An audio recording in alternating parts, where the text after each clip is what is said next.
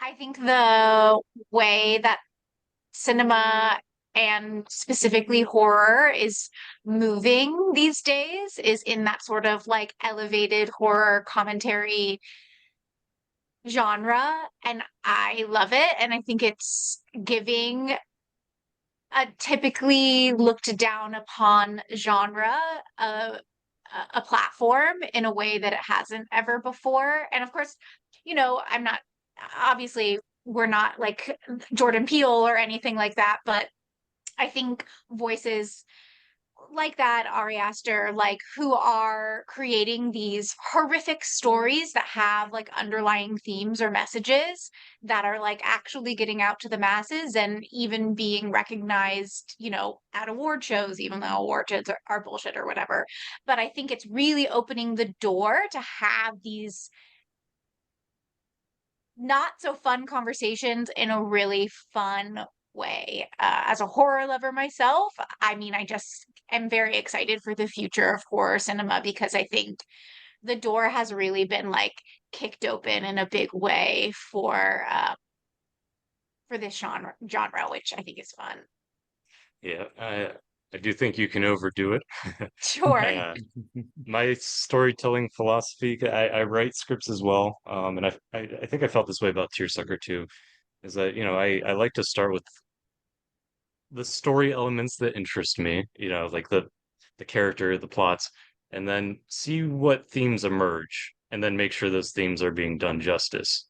As opposed to starting like, I want to make a movie about, this This very topic, yeah. heavy, serious subject. Yeah, I tend not to start from that point. I feel like, if you look at uh horror movies in recent years, I could point to maybe one or two. I'll just say it, like the movie that comes to mind uh that came out, I think, in the last year was Men. Did you guys see that? Yeah, Yeah. I didn't. So I don't know what everyone's opinions are on that movie, but it felt like somebody trying to do an elevated horror movie, and it felt like they started with, I want to tell a very important story about, you know, uh, men and gender roles, what have you. And I want to do it, wearing the clothing of horror. Mhm. And I feel like it just fell flat and became very pretentious, very weird, which I appreciated, but very pretentious in the end. Like, just the symbolism was just dripping with symbolism. It's like, okay, I get what you're trying to do here, but it's just like a little much. So I don't know. You always have to find your themes and treat them with respect, but you also don't want to preach to the audience, right? So it's that finding that delicate balance of being a good storyteller and also, having something to say. Yeah, and knowing what you're saying, but also knowing that the audience is going to walk away with how they feel watching the film ultimately. So, how you feel with the themes or what you take away from it.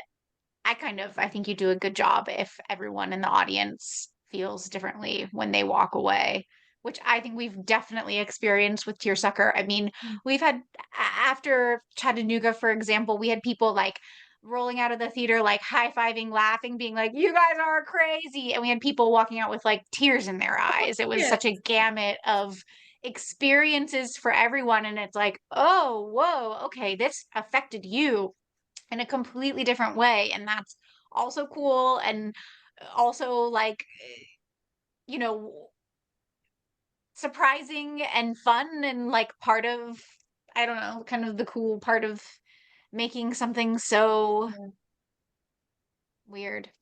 Yeah, Are they monsters? here they do. Yeah, I think Yeah. so. Are you gonna So say Men in my Black? yeah, but I have a Oh, specific choice. Vincent D'Onofrio as the bug. When he turns Yeah, into that cockroach thing. Danielle's making fun of me because I am such a Men in Black nerd. It's my favorite sugar, movie of all time, and I love it. sugar. 1997 Men in Black. But when Vincent D'Onofrio turns into that cockroach thing with the things, I don't know if people can see this, but I'm making the mouth claws terrifying. Love that Sure, character. for sure. Hilarious. I think that falls into like the comedy monster movie genre, but I'm gonna stick by my answer. I That's a good buy it. answer. I buy it. I assumed you were going to say Alien, the Ridley Scott movie. So I'm glad you didn't. That's great. Unpredictable. If you haven't revisited Men in Black in a while, the sequels are meh, but go back to the good old original. They just had their 25-year anniversary. That makes me feel very old, but I feel like you should cover it on the podcast. Yeah, that was going back. Yeah, sorry, Stephen. Yeah. Oh, I was just saying, yeah, kind of thinking about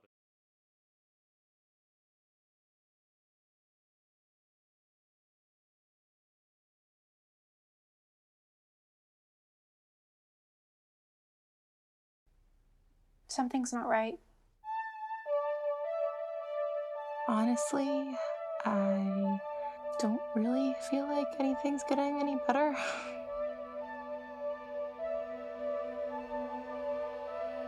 I'm Tom. Lily. There are some people in this world who are at their core victims. Born prey animals. I'm not gonna let this happen again, okay? You have a role to play. And you play it over and over and over again. I would never